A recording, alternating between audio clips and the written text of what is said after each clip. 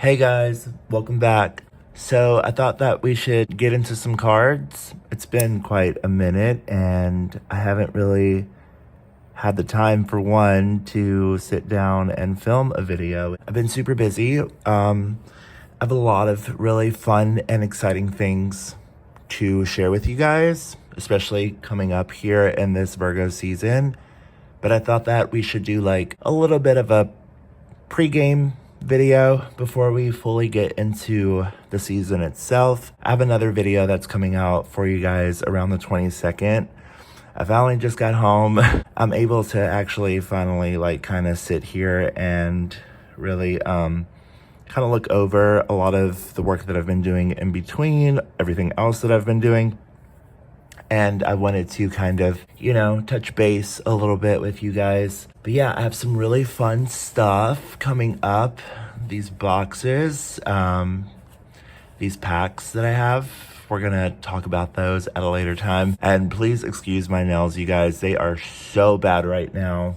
Yeah, so we're gonna do like a little bit of a talking video and just kind of like talk through a little bit of some things to look forward to this upcoming Virgo season, which is gonna be actually one of the best, honestly. A season that I've definitely been sort of looking forward to. So yeah, I kind of effed up my nails a little bit leading up to the full moon in Aquarius. I'll explain a little bit about that here in just a moment, mainly because, well, the full moon was in our second house of stability, money, things of that nature. On the bright side, it's actually been like really good in preparation for this season. But we did have a square to Uranus in our fifth house of love, creativity, relationships, romance, and things of that nature. And there was a little bit of a unstable kind of feeling that was kind of behind prior, I would say, to this full moon in Aquarius. So the Hierophant does represent Taurus. Uranus is in Taurus. We have the Justice card here with the Star card, which does represent Aquarius energy. Having faith and hope and trust, obviously, in the universe. Though with the square to Uranus, it was a little bit topsy-turvy on some level, I want to say. Not necessarily like, I don't know, like there was just kind of this feeling that I just kept getting that I was like, I just could feel like everything kind of being like ripped away from me in a certain way. On one hand, like it was everything and it was like, absolutely, like fucking take this that I don't want, like that I don't need, that is just, has just been this overbearing sort of burdensome energy that I have kind of dealt with for quite some time, especially sort of in this space. And that was fine. That could all go. But then on the same, like in the same token, I kind of felt like there was the potential for like other things to go with it. And I was really quite unsure, like if some of the things that I don't want to get rid of and like want to keep for especially this season coming up, and I, cherish and don't want to see fall away based on, just circumstances that are out of my control on some level. That in itself was a little much for me. And so it became a bit disheartening at the very same time, where on one hand it was like super liberating, but then on the other I was like, well, what else is going with it? Because I don't want all of this to be gone either, like the things that, are good for me basically.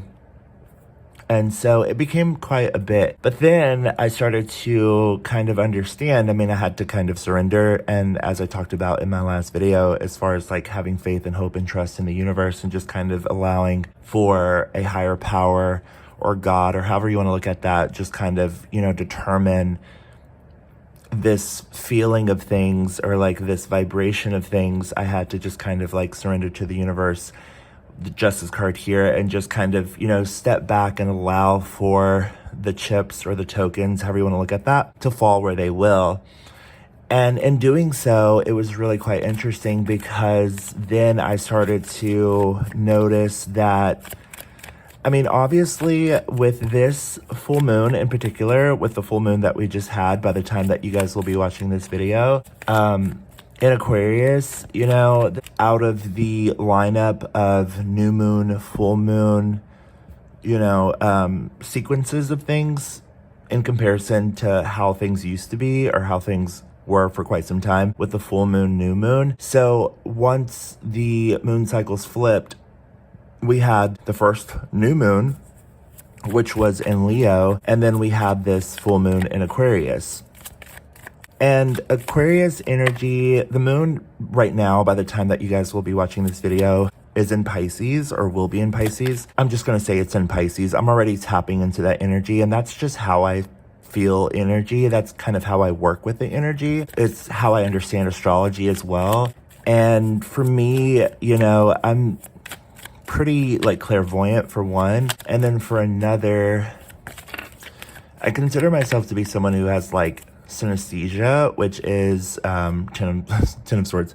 Synesthesia is this ability to kind of see things from a different kind of artistic perception or perspective, let's just say. So we have the Wheel of Fortune card here with the Ten of Swords, and I'm going to talk about this here in a second. It's kind of like an example of it is like seeing, like when you listen to music, you see colors, or like you can just feel things and then you can kind of like see it on another scale of things. It's like looking at a painting and hearing music, or hearing music and then seeing colors.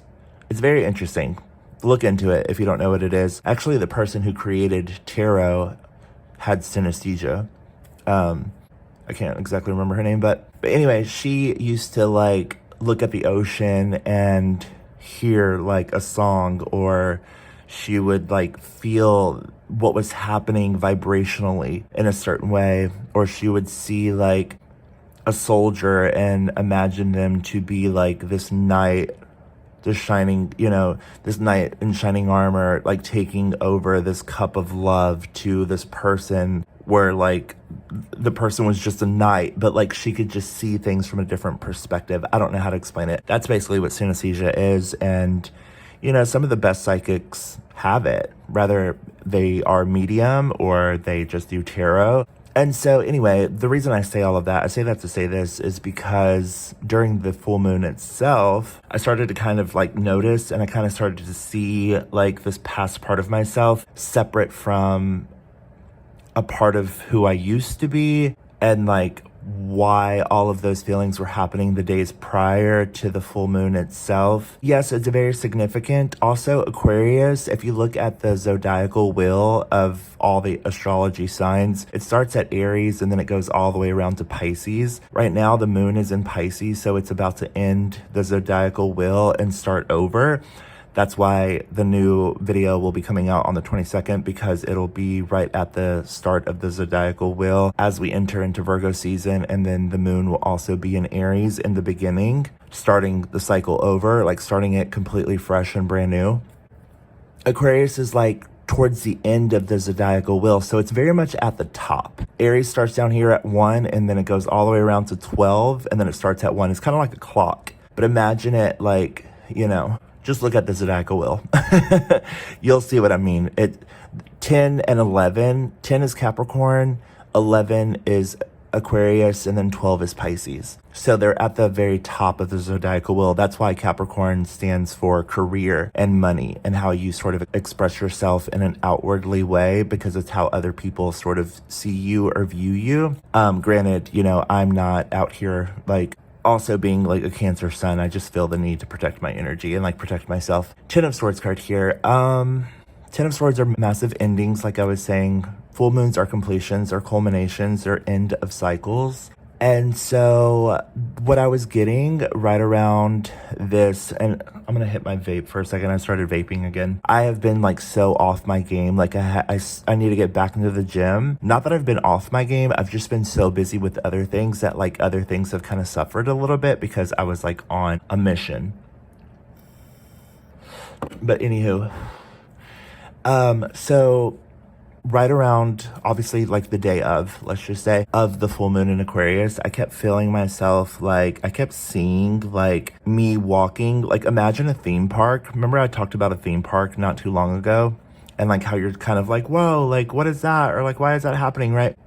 like I could see myself like on the ground of the theme park, but then there was like these people, this group of people, this community of people that were like experiencing this thing, and they were on this roller coaster, right? And it's like, if the new moon represented like the beginning of something, the new moon in Leo is like drive, power, determination, right? You're on this roller coaster, you're wanting to go, but then all of a sudden, Mercury goes retrograde in Virgo. And it's like, you know, at the beginning of like a roller coaster, if you've ever ridden like a really high up roller coaster that has like a very, you know, extreme or severe dip in it, where it like just blasts off, the Mercury retrograde in Virgo would be like the clink, clack of every little metal of the chain going and taking the roller coaster up, because you know how like it goes really slow at first and you're like all the way up to the top before you like dip down and like go off. So Mercury retrograde kind of started to represent that.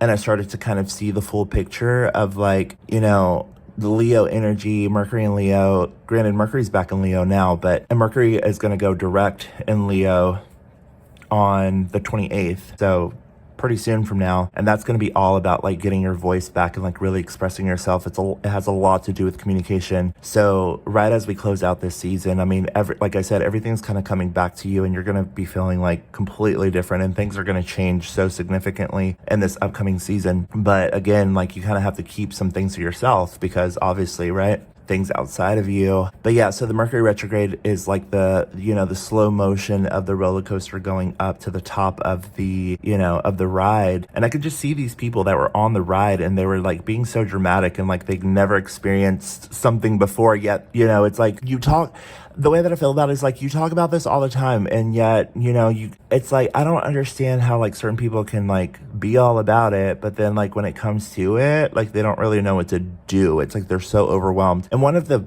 worst ways, and one of the things that you can do to fail completely, is to be overly emotional. And granted, you know, I'm not one to say that like I wasn't emotional during more so prior to the full moon, and it was mostly because like I could just feel so much that was going on, and I just was unsure. I mean, Uranus is a very unstable, it's a very volatile energy. It could become very erratic and like can throw things everywhere, and you kind of don't know like what's going to happen or how things are going to end up. You, like I said, you just kind of have to allow the pieces to fall wherever they need to.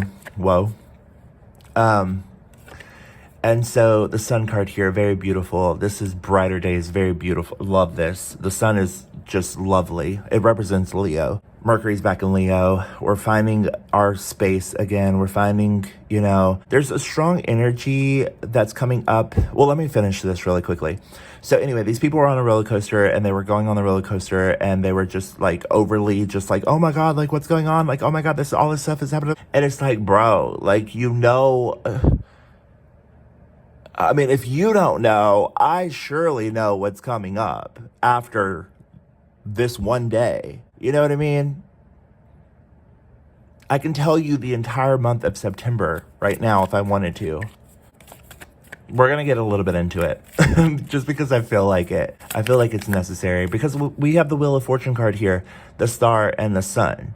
You know, and this is what I meant by like these people don't know how to control themselves. In my last video, if you saw that video, it's like, these people, you know, some people just don't know how to control themselves. I said that in that last video because of the fact that, like, this is what I mean. It's like, if you can't tap into a higher vision or like a bigger, broader picture, then of course you're gonna get fucking sucked into into that full moon itself and just spit right the fuck out. And good riddance, honestly. Thank God.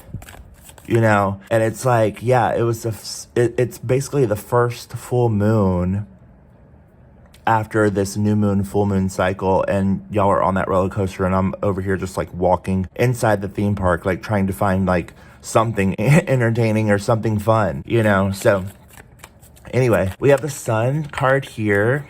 We're just going to move on from all of that. Let's just focus on what's coming up. So we have the sun entering into Virgo on August the 22nd. Sun in Virgo. Virgo, this is spotlight on you. Sun in Virgo represents everything that we have to do with a broader plan, a broader picture, though it is very practical for us Capricorns in particular. This is still in our 9th house. Well, technically this is now in our 9th house. We've had Mercury and Venus both in Virgo, and that's in our 9th house. I'm sorry. Mercury's in Leo now. Mercury's going to re-enter into Virgo at the very beginning of September. I think in my last video I said that it would enter back into Virgo on the 2nd. Technically, it enters back in on the 9th. Mercury will re-enter into Virgo on the 9th. What I meant to say is that we have the new moon in Virgo on the 2nd. So, sorry if I'm like throwing you off a little bit, but the reason I'm saying all of that is because we've had Mercury and Venus both in our 9th house, which during the retrograde had everything to do with like Sagittarius energy, which has a lot to do with travel and like bigger picture, broader plans and things of that nature. And so now that the sun is entering into Virgo, that's also entering into our 9th house of Sagittarius, bigger picture, broader plans, things of that nature. Wheel of Fortune card here. Wheel of Fortune is huge. Fortune, new opportunities. This is like breaking open the mold or breaking the mold in a sense and like coming into like a new form. And that's going to definitely happen a lot, especially in the month of September, because as we sort of step into the month of September, we have some very significant energy all happening right in the beginning of September. We're just going to go ahead and talk about it here in this video. And then again, this is the first quarter of Virgo season, and we're going to talk a lot about what's happening here at the end/beginning of September. We do have the Devil card here. The Devil does represent Capricornian energy. Yeah, we get this card. Love that for us. With the Devil card here, this doesn't have to necessarily be anything bad. Sometimes with the Devil, on some level, there's a need for rebellion on some level, though it is very internal. So a lot of the energy coming into the month of September is about refining who we are in a sense and coming back into order with what really makes us feel good and like makes us feel inspired instead of feeling trapped and stuck and like bonded to certain people in certain ways. And so a lot of that energy is going to be very significant, especially coming into the month of September. And this is what I mean by like, if you just know what's going to happen and like what's coming up, when you have the ability to basically like create life itself in a sense, once you have that like magic wand, let's just say, in your hand, and you're capable of like creating things outside of yourself, like in different quantum time space continuums, then you really truly don't have anything to necessarily worry about. You know, though it does require like some level of work and passion and dedication and the things that you need in order to make certain things happen in a certain way. And the reason that I say that is because Uranus is going to go retrograde on September 1st. Now, Uranus is in Taurus. This is in our 5th house of relationships, love, creativity, especially in particular. And so with Uranus going retrograde at the beginning of September, what that means is that, you know, this is definitely a time to really step into your own power for first and foremost, and not get distracted by external things, because everything that means something to you and everything that is good for you is what's going to take you on this journey. 9 of Cups card here. This is being fulfilled. This is knowing your truth. This is being truly happy. This is having everything that it is that gives you that passion, that drive, that excitement to continue on. And this is what I held back from saying in my last video, because I needed the evidence. Like, I needed the proof of certain things in a certain way. And the reason I say that is because truly this season, because also too, let me just pinpoint this as well. Venus is going to enter into Libra on the 29th. So Venus is in Virgo still. Venus has been in detriment in Virgo, so it hasn't been easy. Venus doesn't necessarily like to be in Virgo. Not that that's a bad thing. Mercury loves to be in Virgo. Mercury's going to move back into Virgo on September the 9th, where it's happy. Mercury rules over Virgo. Venus, which has been in Virgo, where it's not necessarily been happy when it comes to like relationships and love and things of that nature, because Venus does rule over love, but in Virgo, it's not comfortable in a certain way. Venus is going to enter into Libra on the 29th. Venus rules over Libra. So Venus is the planet of love, harmony, and relationships, and Venus rules Taurus and Libra. So on the 29th, at the very end of the month, right before the Uranus retrograde, Venus is going to enter into Libra. And what that means is that relationships become extremely harmonious. If you have the right relationships around you, you have found the people that you connect with, you have connected with them truly, and you have like a baseline of deep understanding as far as like where things are going and the passion behind like the inspiration or the projects or the things that you're feeling that you want to do in particular this season. Those are the people that you want to keep with you, because Venus in Libra is very significant when it comes to one, knowing who you are and knowing that you have the right people alongside you. And then Uranus going retrograde is going to be about the individual and how you break the mold, because there is going to be a need, especially in this month, to be passionate for yourself. Like Venus is going to create harmonious relationships with the people around you, but because Uranus is going retrograde, and retrogrades, as you know, are all about going back, revising, reconfiguring, and like figuring a way out of things from the past. Uranus, in regards to relationships, because it's in Taurus, and Venus is in Libra, there's going to be very strong, significant changes in relationships. And the only way to do that is by fully stepping into your power and knowing who you are and creating in that space and driving that energy forward by being inspired by the things that you yourself are doing. Okay, so the more that you sort of illuminate from within yourself, like the power and the passion that you have for the things that you love, the more that it comes back to you and you're gifted back from the things that you're doing, because you're only solely feeding into the passion that you have for the things that you love. And then that comes back to you because you're connecting with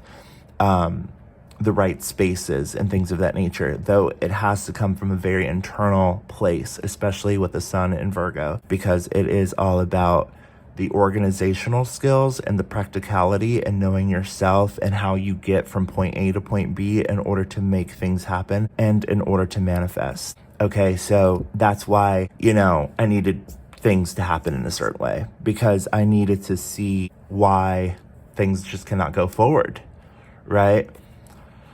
This is not enough. This page of coins, this is just a very small little minute offer. It's like you want something big coming into this season. You want the right kinds of things to happen in the right kinds of ways. It could very much be, especially by the 9th, when Mercury re-enters into Virgo, if you've done the thing that you need to do in the right way, it could very much be like driving a car on rails that just cannot be flipped over, because Mercury represents communication, and it also represents like passion and projects and speech and like who you are, though it has a lot to do with like communication in a way that like represents also like going places and like travel. So once Mercury re-enters into Virgo, Mercury is the fastest moving planet in the cosmos. It's right after the sun. Mercury, Venus, Earth, Mars, Jupiter, Saturn, Uranus, Neptune, Pluto. Okay, Pluto is the very last planet. It's the smallest, tiniest planet, but Mercury is the smallest planet right after the sun. It goes the sun, Mercury, Venus, Earth, Mars, Jupiter, Saturn, Uranus, Neptune, Pluto. So Mercury has the smallest little orbit around the sun next to the Earth, okay? If you catch my drift. So Mercury's super fast. And then comes Venus and then Earth. So Venus is not as fast as Mercury. Anyway, those are the planets that change signs kind of the quickest, unless there's a Mercury retrograde, because it goes backwards and then it's going to go back into the sign that it was in the month prior, where all of the revising had to take place. Though when it comes back on the 9th, it's like everything that you've revised and everything that you learned about the past all comes back to you, and you're able to do it even better because now you know more about what you were working with to begin with and what was necessary in order to get to this new place. So it could be like driving a car on rails because now you know, now you're comfortable, now you're aware, and now you're secure with yourself and the direction that you're taking and what it means to get from point A to point B. All right. Also, on the 4th, I know I'm jumping around a little bit and I'm kind of doing that on purpose. On the 4th, we have Mars enter, and this is September 4th, obviously. Mars is going to enter into the sign of Cancer. Now, Mars is technically kind of fallen in Cancer. Mars would prefer to be in Capricorn. Mars loves to be in Capricorn because then it can do the work like very good, like precisely, and like be powerful with it. Mars rules over drive, power, like it's a planet of war. So like it's all about like taking your power into your own hands and doing the thing that is going to make you like have results in your life. Though in Cancer, I'm a Cancer sun, okay?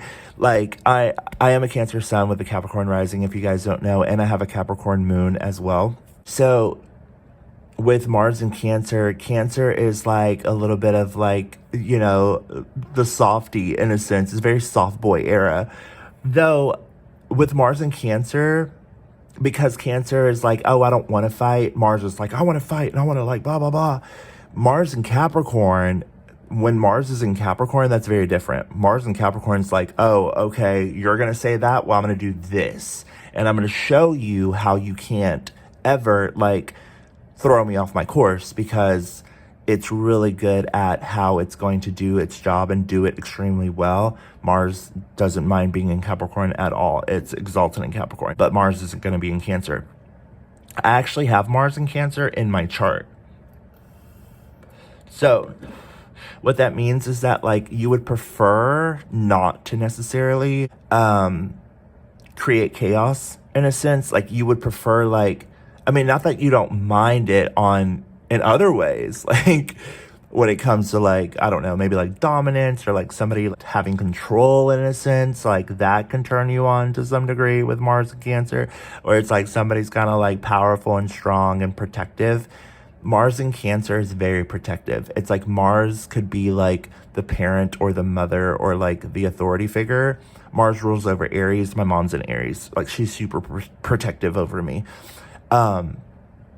And I have Mars and Cancer in my 4th house of home and family. So it's perfect. Like my mom is like super protective. She makes sure that I'm always good and like is always like looking out for me. Though sometimes I'm like, okay, mom, like leave me alone. I'm an adult, like chill, you know. But for me personally, Mars and Cancer, I'm kind of the same way because of my mom.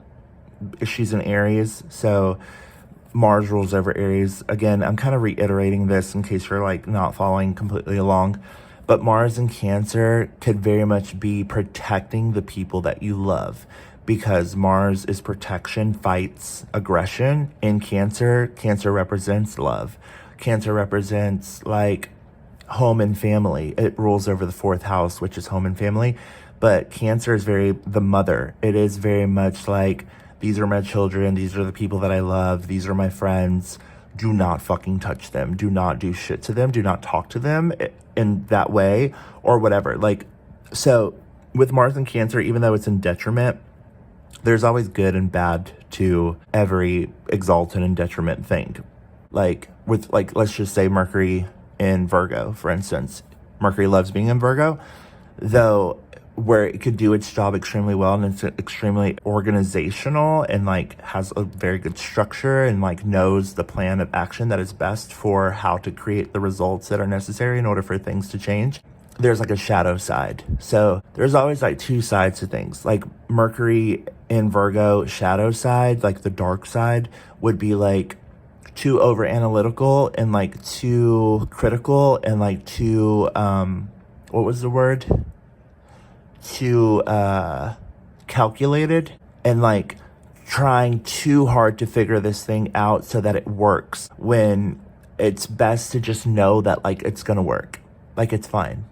like now you know, right? So when Mercury re-enters into Virgo on the 9th, it's like now you know. Now you have no fear. Now you have no qualms with like the way that you may have felt in the past. Now you're not feeling like you're unsure in some way, shape, or form. So you really come into this space by the 9th where you're like, oh, okay, not only am I protected with Mars and Cancer, and I'm appreciated, and I'm loved, and I'm cherished, and I'm, I have this backing in a sense. Not only that, but I also get to do my job in the way that I'm doing it extremely well, because now I'm ready to really focus in on how I'm going to get there.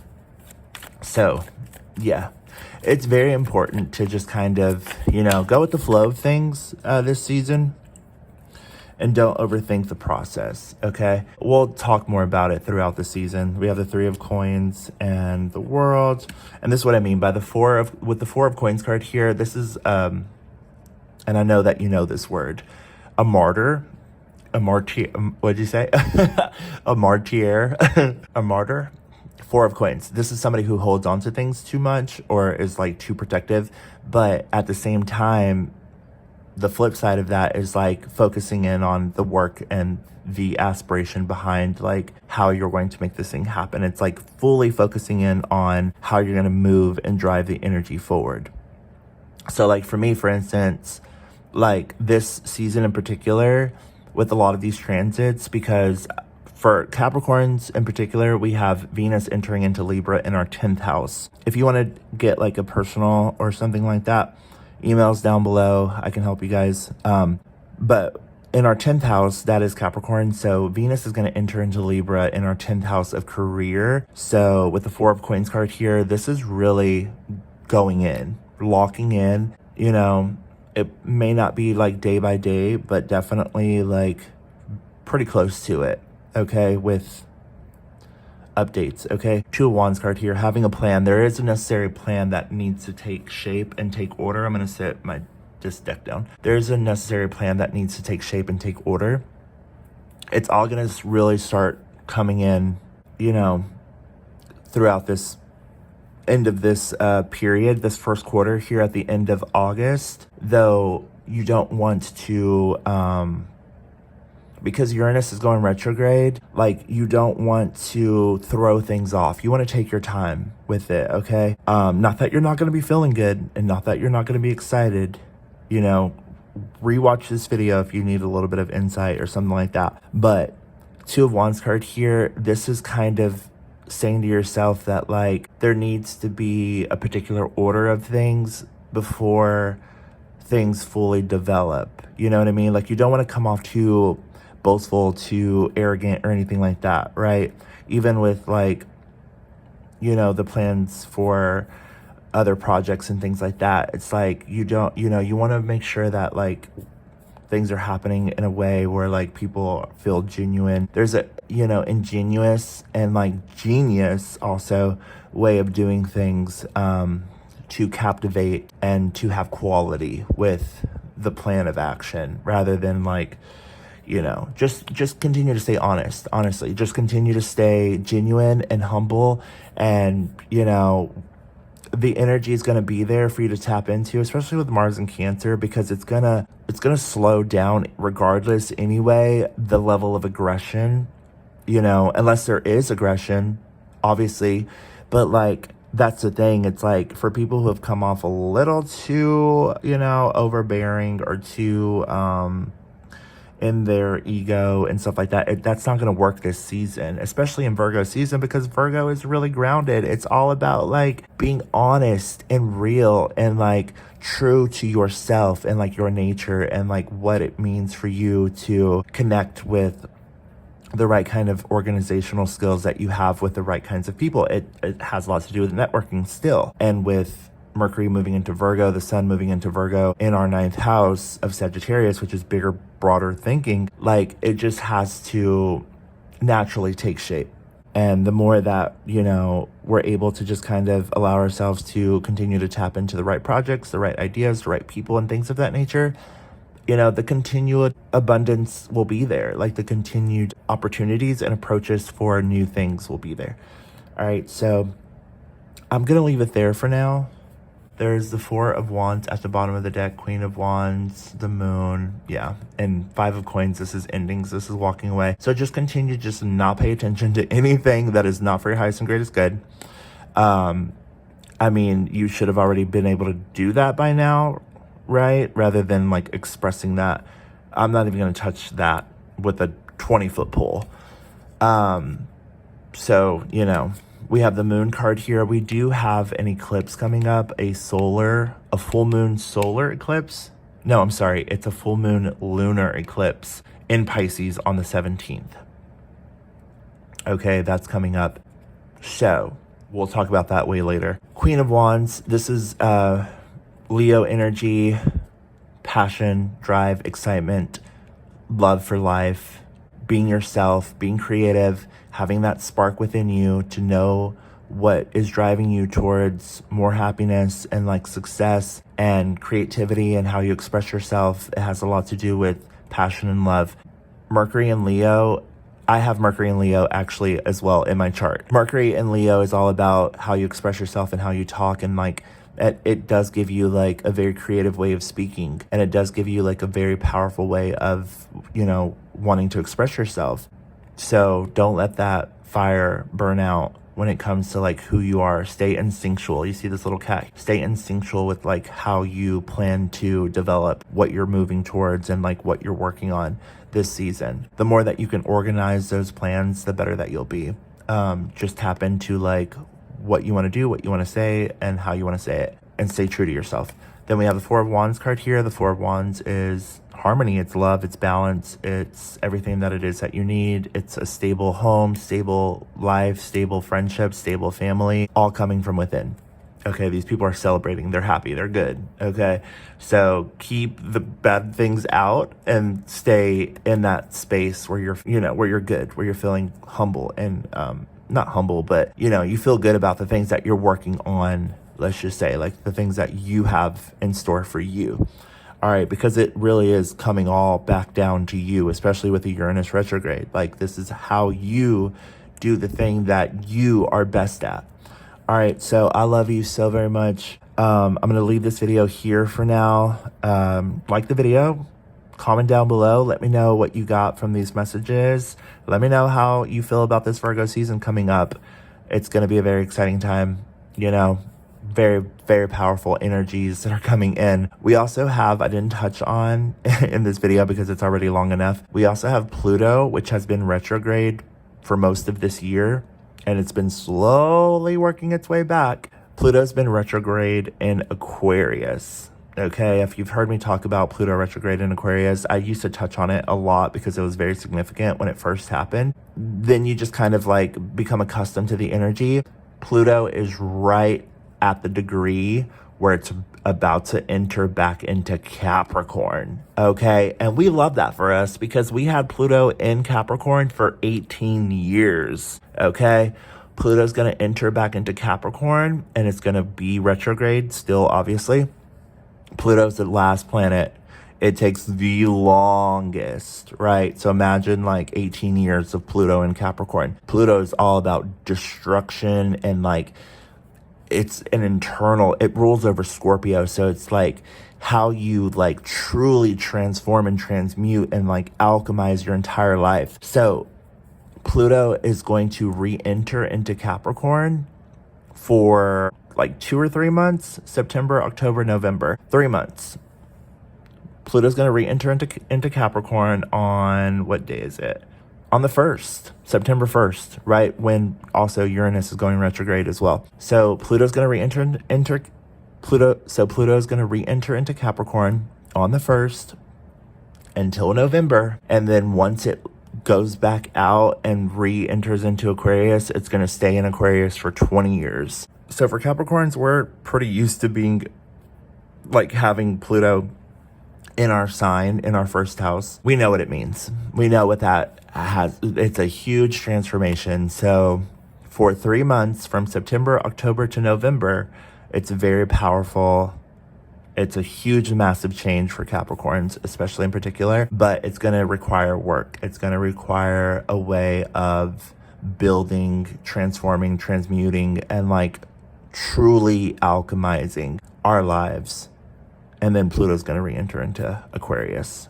Okay, so my niece is an Aquarius, and she's only 4. So for 20 years, I'm like, oh my Lord, and that's my baby. Like, I do everything for her, so yeah, she's my little baby.